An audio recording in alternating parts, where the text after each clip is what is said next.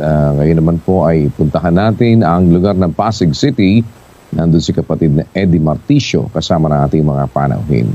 Pasig City, sige po, tuloy kayo. Ano po ang ibig nilang itanong? Salamat po sa Diyos, Brother Eli, Brother Daniel. Mula po dito sa Pasig City, ang magtatanong po ay si Mr. Sixto Ducay. Isa po siyang INC. Narito po siya. Ito po ang katanungan ko. Anong talata po sa Biblia ang nagsasaad ng mga hula para sa inyo bilang sugo na nangangaral ng mga salita ng Diyos? Alam mo kapatid, hindi naman dapat na ang isang tao, bakit hindi kita masisisi na sanay ka kasi sa ganun dahil iglesia ka ni Kristo. Si Manalo kasi, marami siyang claim na siya'y sugo, gumagamit siya ng talata. Agaya nung 10:16, siya raw yung isang pastor na nakasulat sa 10:16 ng Juan, na magkakaroon sila magiging isa silang kawan, magkakaroon ng isang pastor. Sabi ng iglesia ni Manalo, siya raw yon, yung isang pastor na yon. Mga talata, kinukuha niya para sa kanyang sarili. Gusto kong patunayan itong puntong nasabi ko. Ayoko naman kasi na magsalita ng walang ebidensya. Doon sa Pasugo, August 1976, ang sabi nila ganito. Sabi po dito, ang August 1976 na Pasugo, nasa page 3. He made this clear to us when he said in John 10:16, "There is one pastor or messenger. Let us requote our Lord's statement. And I have other sheep also, which are not of this fold. Them too I must bring, and they will hear my voice, and all the sheep will become one flock and one shepherd." There is therefore a messenger used by our Lord in the establishment of his other sheep into one church of Christ, one flock. Is it Christ himself whom we hear if we hear the preaching of his messenger? It is tantamount to hearing Christ himself, as our Lord tells us in Luke 10:16. He who hears you hears me, and he who rejects you rejects me, and he who rejects me rejects him who sent me. Therefore, this scriptural truth is revealed to us. As long as there is a messenger commissioned by God, Christ could continue establishing his church. It is precisely through the instrumentality of that one pastor realized in the person of Brother Felix Manalo that Christ established his other sheep into one flock. That is the church. Underlined portion. Precisely through the instrumentality of one pastor realized in the person of Brother Felix Manalo. Therefore, ang claim ng iglesia ni Manalo, yun daw isang pastor na magiging pastor nung kawan. Ang isang pastor daw na yon, si Manalo yon. Yan. Kaya, sanay ang kapatid natin na naghahanap siya ngayon ng talata. Ano bang talata para sa akin? No?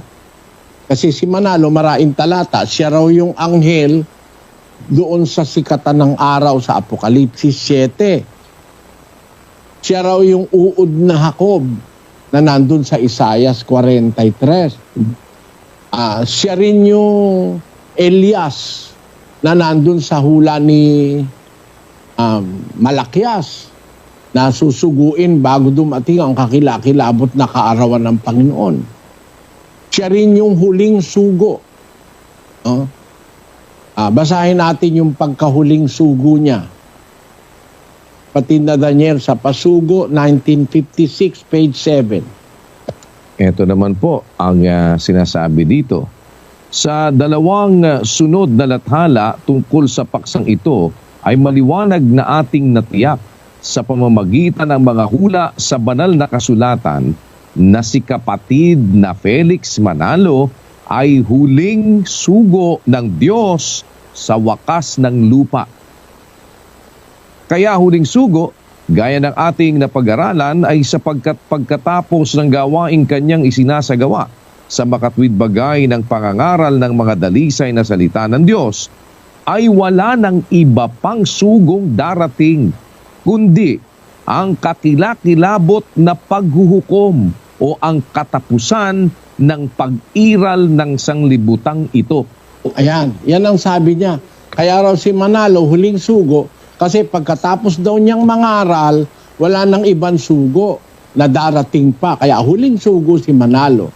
At ang kasunod na raw noon, pag natapos na siyang mangaral, ang kakilakilabot na paghuhukom na o katapusan na ng sanlibutan. Natitiyak ko, ito, maling aral ito eh. Bakit mali? Nung mamatay si Manalo, di pa naman natapos ang sanlibutan eh. At humalili pa nga si Eranio, tapos humalili pa ngayon si Eduardo. Ewan ko lang kung sino pa susunod. No? Lalabas, hindi huling sugo si Manalo.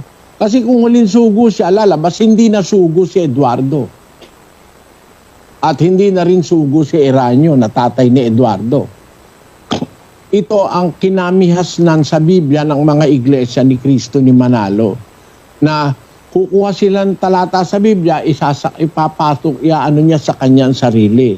Siya yung uod ni Jacob. Samantalang yung uod na Jacob, hindi naman siya yon kasi yung uod na Jacob, hindi si Manalo kasi yung uod sa Biblia, nandoon sa 22 ng ng awit. Basahin natin ang 6, 16 at 18, kapatid na Daniel. Ngunit ako'y uod at hindi tao, duwahagi sa mga tao at hinamak ng bayan. Sapagkat niligid ako ng mga aso, kinulong ako ng pulutong ng mga manggagawa ng masama. Binutasan nila ang aking mga kamay at ang aking mga paa. Hinapak nila ang aking mga kasuutan sa gitna nila at kanilang pinagsapalaran ang aking kasuutan. Yan ang uod sa Biblia eh. Ako ikauod, hindi tao. Binutasan nila ang kamay ko't paa. Wala naman ako nakitang si Manalo binutasan ng paa at kamay. At hinapak ang wika nila ang aking kasuotan. Pinagsapalaran nila sa gitna nila. Yan ang sabi. Ang ibig sabihin, ang uod na ito ang Panginoong Hesukristo. Hindi ito si Mr. Manalo. Kasi wala namang butas si Manalo sa paa at kamay. At hindi rin naman siya hinapak ang kasuotan niya. Kasi malayong mangyaring hahapakin ang kasuotan niya. Maraming bodyguard eh. No? Itong uod na Jacob, nahapak ang kasuotan. Doon nasanay ang mga kapatid na iglesia ni Cristo. Kaya kung magtanong sila ngayon, ano ba ang talata sa Biblia para sa iyo? Ako, ang sasabihin kong talata, nasa Biblia, ula ng Biblia, nasa Apokalipsis 1:3. Basahin natin, kapatid na Daniel. Mapalad ang bumabasa at ang nakikinig ng mga salita ng hula at tumutupad ng mga bagay na nangasusulat doon sapagkat ang panahoy malapit na. Ang aking paniniwala, pagka bumabasa ka, tapos nakikinig ka, tapos tumutupad ka, mapalad ka. Ang ibig sabihin ng mapalad, kinakasihan ka ng Diyos. Hindi ko kailangan na magkukuha ng talata na hindi naman akin. Kagaya ng ginagawa ni Manalo, no? Lahat ng talata sa Biblia, pati ba naman yung pagiging binhi ni Abraham, siya raw yun. Siya raw. Ang binhi ni Abraham, si Felix Manalo. Pinuna ko yan. Nung punahin ko, binagol nila. Basahin muna natin ang sabi nila sa pasugo nung 1976, page 14.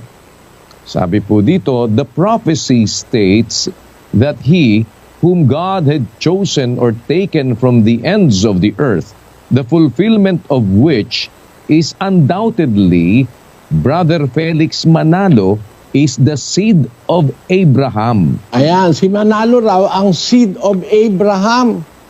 Sabi ng aral ng iglesia ni Manalo sa pasugo nila.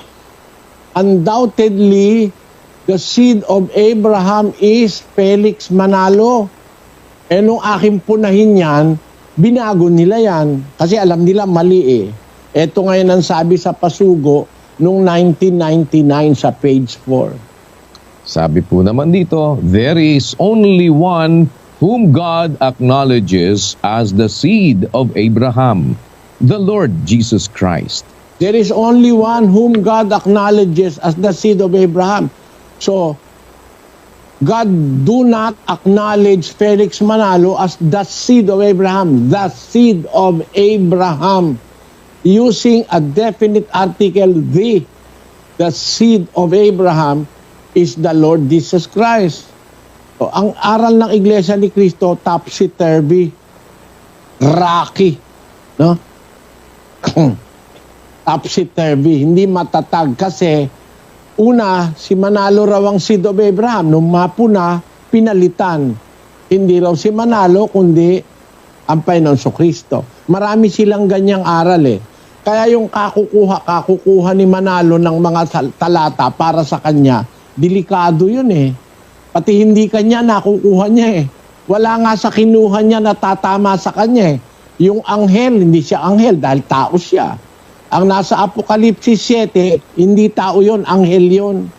Umaakyat nga sa sikatan ng araw eh. Eh si Manalo, makakaakyat ba yun? Eh yung anghel nakakaakyat dahil may pakpak yun lumilipad. No? Eh ito, paano ito yung anghel eh? Wala nga akong nakitang umakyat si Manalo eh. Nakita ni Juan, umaakyat siya sa may sikatan ng araw, yung anghel. At di kataka-taka dahil ang mga anghel may pakpak. Eh si Manalo naman, wala. Pwede rin siyang makaakyat. Gagamit siya siguro ng eroplano o kaya ng hagdan. No? Kaya hindi lapat sa kanya yon. Hindi rin lapat sa kanya yung uod na Jacob kasi wala namang butas ang paa at kamay niya. Hindi rin naman lalapat sa kanya yung huling sugo kasi hindi naman nagkatotoo na pagkamatay niya tapos na ang sanlibutan. Hindi pa tapos. 1963 pa namatay si Manalo, 2018 na ngayon eh. Biro mo ilang pung taon na yun eh. Hindi pa naman nagwawakas ang sanlibutan. Kaya mali yung aral nila na yun. Hindi ako naninira, binabasa lang natin yung pasugo nila. Yun talaga nakalagay doon. Na pagkatapos daw mangaral ni Manalo, kakilakilabot ng pagwawakas ng sanlibutan. Ang pag-iral ng sanlibutan tapos na. Eh hindi naman totoo. Kaya yung mga talatang inia-apply ni Manalo sa kanyang sarili, ay hindi nila kayang patunayang siya ngayon. Kagaya halimbawa, nung isa pa, na si Manalo raw ang Elias, na sinasabi ng hula ni Propeta Malakias. Basahin natin ito.